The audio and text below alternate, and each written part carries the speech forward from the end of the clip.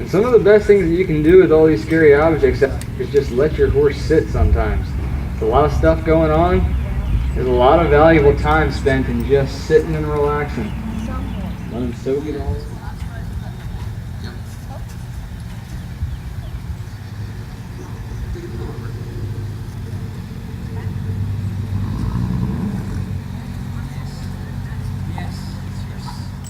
And try not to pull her forward. Good.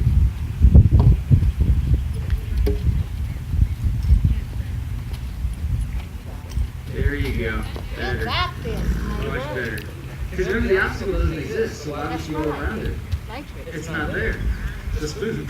Just there is no spoon.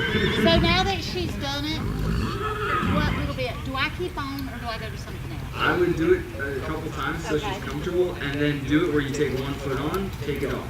Put another foot on, take it off. Until you can take her forward and back off of it any which way. When it comes to crossing obstacles specifically, things like the tarp or these noodles here, when it comes to actually crossing an obstacle, the idea that I like to use is two things. There's two things I have to get control of. It's the same ones that we've been working with. Get control of the tail and go forward. If you have control of the tail and you have go forward cues, you can overcome any crossing obstacle that you need. And the principle goes this way. You don't ask them for a step forward unless you're 75% sure that they're going to take it. Otherwise, leave them be where they are. 75% sure they'll take a step, and then you can ask them.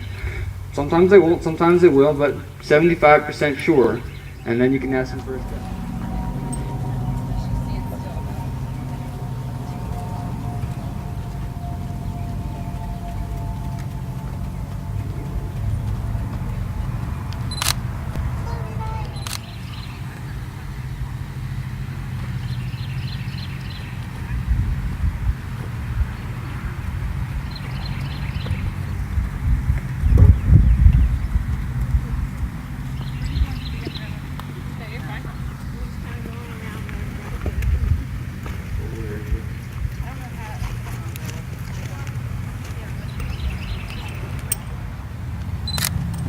Good job, Alan.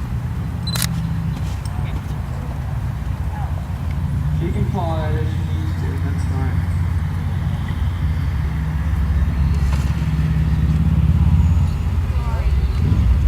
You're fine. Oh, this is fine.